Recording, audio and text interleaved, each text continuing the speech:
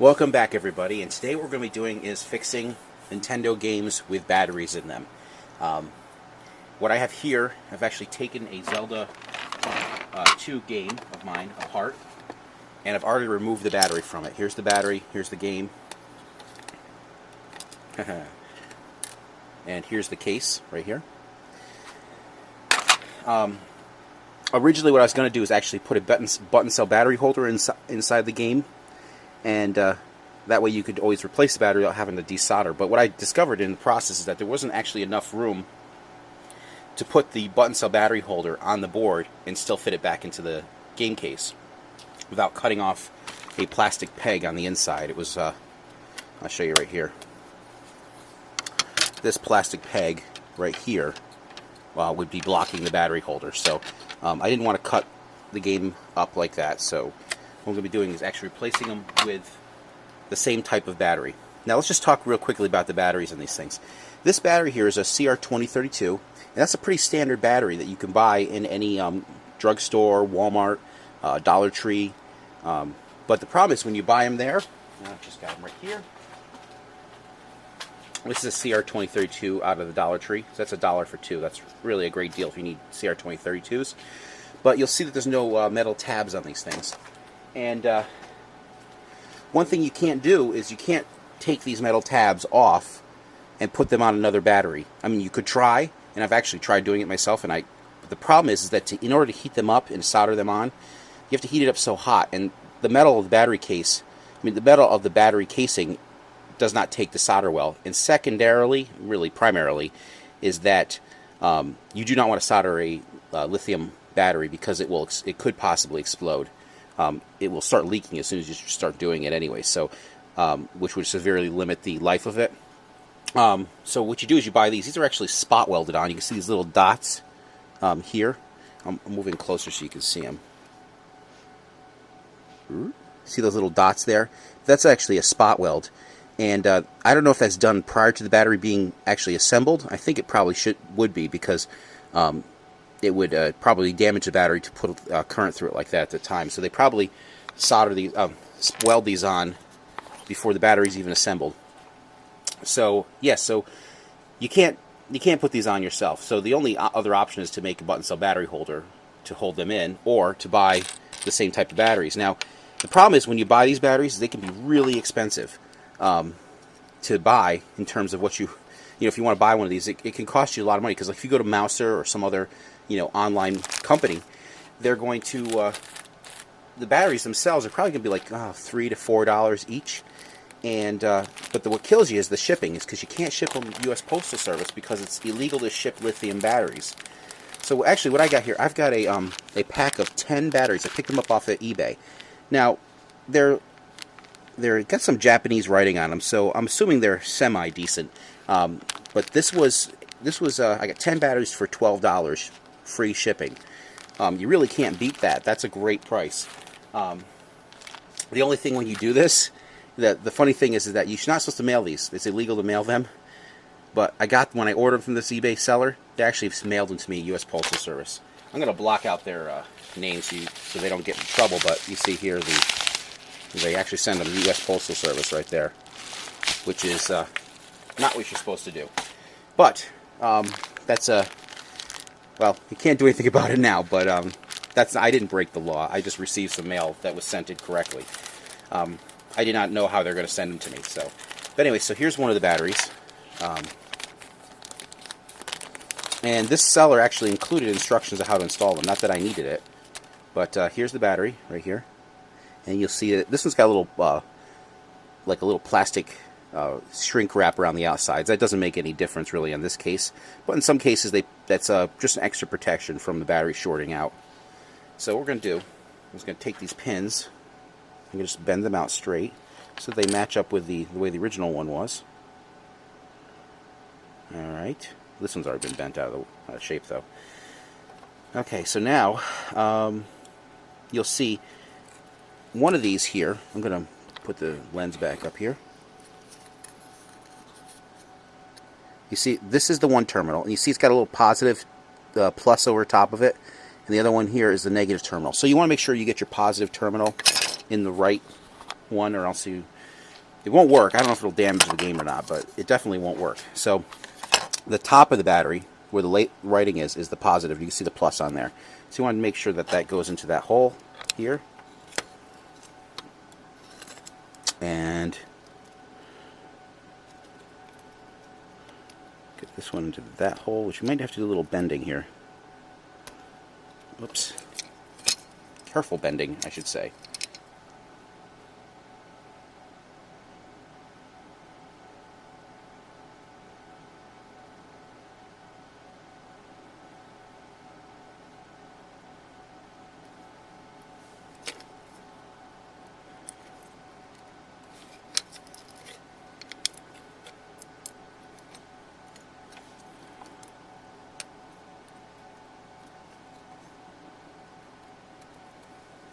Okay.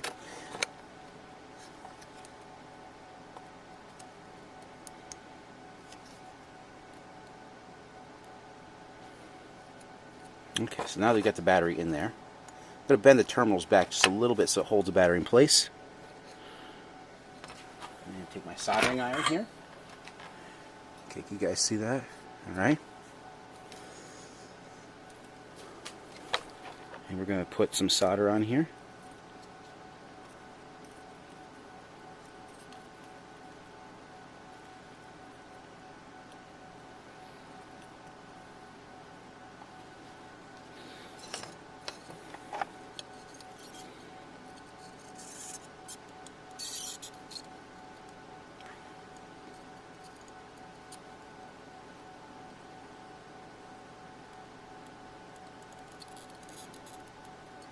Now this is non-lead free rosin core solder I picked up from Radio Shack. This is what I use on everything. Okay. It's going to be a lot easier to solder. If you use lead-free solder, while it may be preferable to some people, what you may find is that the actual solder may not stick as well. So there we've got the battery installed. And now I've got my portable NES I made years ago. I'm not going to put it back in the case yet. What I'm just going to do is put the game in. I'm going to test to see that it actually saves games. Now this screen doesn't light up very bright right now. It's could use a little work on it. I built this back over 10 years ago, so it's ugly, but it does the job for testing. Okay. So now we're going to register a name.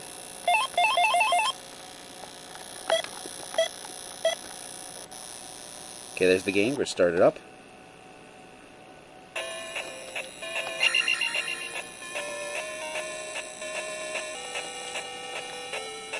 Just going to fill my character up.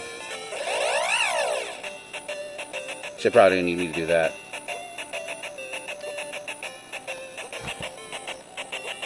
You can actually see the camera better than the game. Yeah. Really what could use just more voltage to power the video. Oh, I got all these lives. Alright, what I'm going to do now is I'm just going to hold the reset button down, turn it off. I'm going to wait a few seconds, turn the game back on. And there you go. See, our save game is back. It's still there. So there's one game that's fixed. What I'm going to do is reassemble the game back together.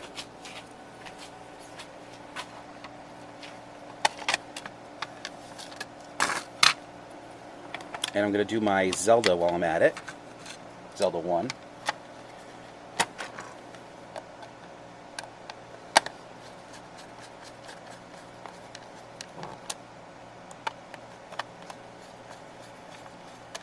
And one thing you have to make sure with these games, and I know that a lot of people say, well, it's not necessary in every game, but it always happened with me. If you turn the NES off without holding the reset button down, you will lose your first game save in the first slot almost always. At least I always did. So now here's the Zelda one, and you'll need a gamebit tool. And I've got these off of MCM Electronics a long time ago. Here's an extra one right here. It's always good to have an extra. And they're not really in all that tight, so you don't even need a screwdriver to do it. You can just do it by hand.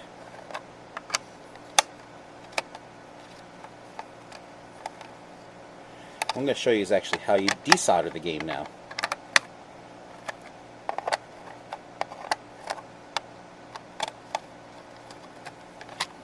Okay, so here is the game cartridge.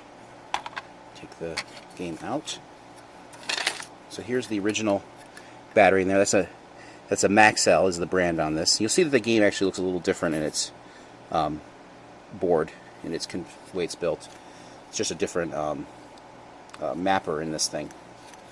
So take the game. We're going to put it down, upside down. I'm going to take. Actually, this one's the one that's hot. This is a brand new desoldering iron that I got from Radio Shack. Here it is right here. It's got a bulb on the end, and that's for sucking up the solder. My old one was kind of worn out. You'll see this right here. Here's the original. Here's my older one. I have a bunch of these. But if you look at the tip, the hole is much larger. And it actually might work better for what we're doing here. But this one's not hot right now, so this is the hot one. And if you're looking to buy one, here's what the packaging looks like. It's a the part number is a 642060 at Radio Shack, and they're like $9 or something, or $12, I forget. They're cheap, and they're definitely worth the cost on it, because they'll make your job a lot easier. Now, in this case of these, you could probably do it with just a regular soldering iron, and I might actually have to do that in this case.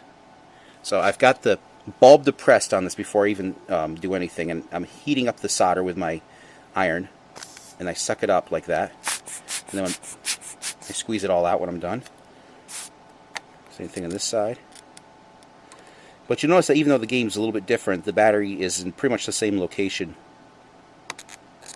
You want to hold it there, and you'll see that all of a sudden the solder will liquefy. You're going to suck it up. And this is not going to be sufficient to remove the battery, because just the tabs are so large on these batteries. Oh, maybe it is. Put some heat on it. Oh, you can't even see what I'm doing. That's wonderful.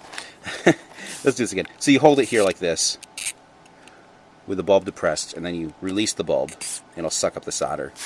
So we've got the tabs here cleaned up as much as we can with the desoldering iron. The problem is, like, if this were like a hole, any kind of normal hole through thing, you would be able to remove at this point. But I'm going to just take a little screwdriver here. I'm going to just see if I can. I see this still in there pretty tightly. So I'm going to. Got the screwdriver there. I'm going to take my regular soldering iron and just hold it. Oh, this is always interesting to do. So you're just going to put it. I'm going to put it on the positive terminal side. I'm going to kind of apply some force, and I'm just going to heat it up. And it's all of a sudden it's going to just pull out like that. And then on this side, I'm just going to actually grasp the battery and do it. I should be able to do it. Just careful not to burn yourself.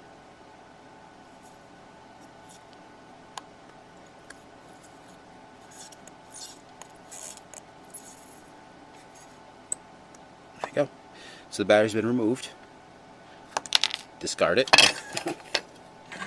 Now I'm just going to take the desoldering iron again. And I'm just going to clean up any extra solder that's there, so the holes clear.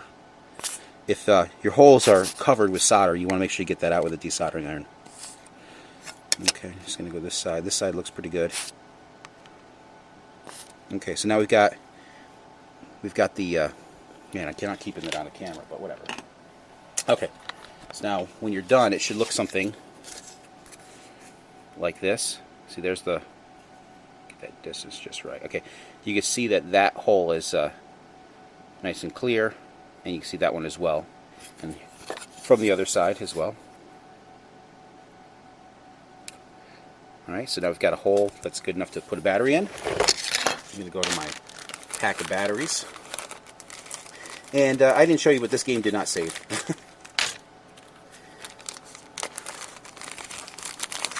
Flip this lens back down. Alright, so make sure that you can see what I'm doing. Alright. So right now I got the game upside down. So here's another battery. Bend the leads back out again. They kind of got to curve in a little bit so that when you're doing this, because the holes are closer together than these batteries are when you get them. Okay. So now again, the positive side, which is the top of the battery with the writing on it, goes in the hole with a plus label on it, towards the center in this case.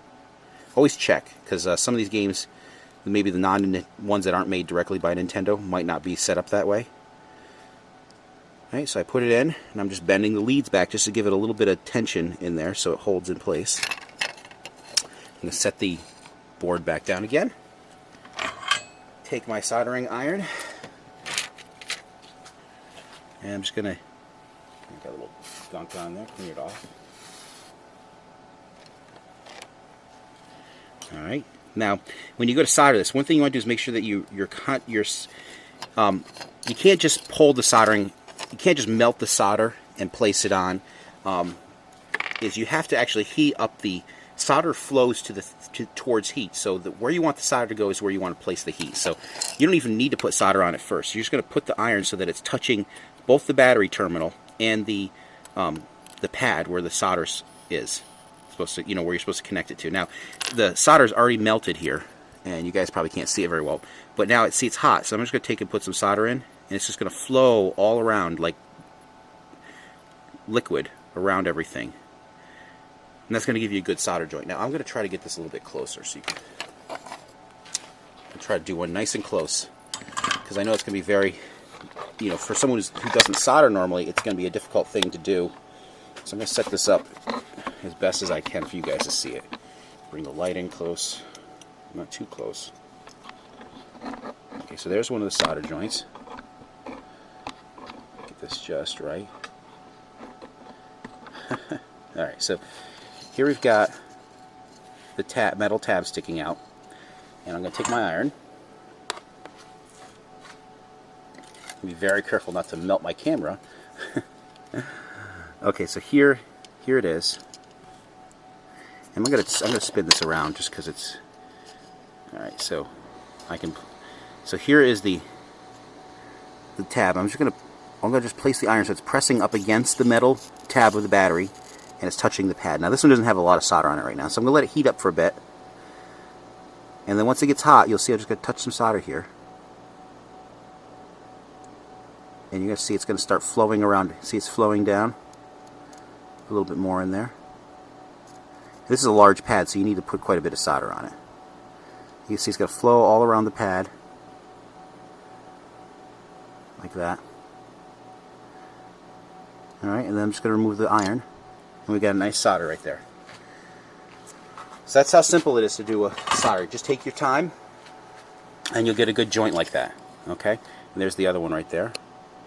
You can see it looks nice and smooth. It doesn't have it's shiny, and there's no gaps on there. So there's a good solder joint. And now I'm going to test the game out.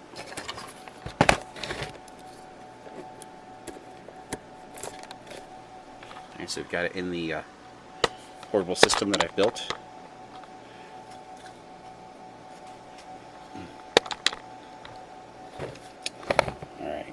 Too bright in here for this. Hold on a second. You'll at least be able to see it.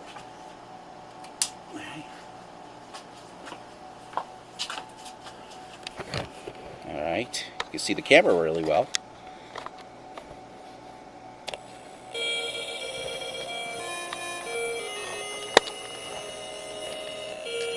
Okay, let's start a game up.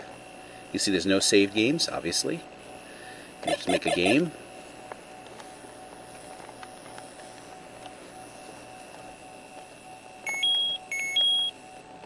Okay. Okay, so we got our game.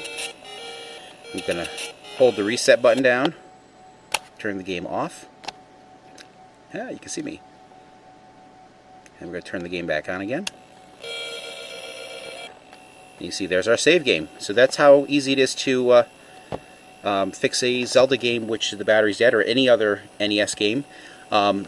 If you're looking to do this on like a Pokemon game, a Game Boy Advance game, other systems like that, I do have a video that I recorded a while back, how to replace a battery in a Game Boy Advance battery-powered game.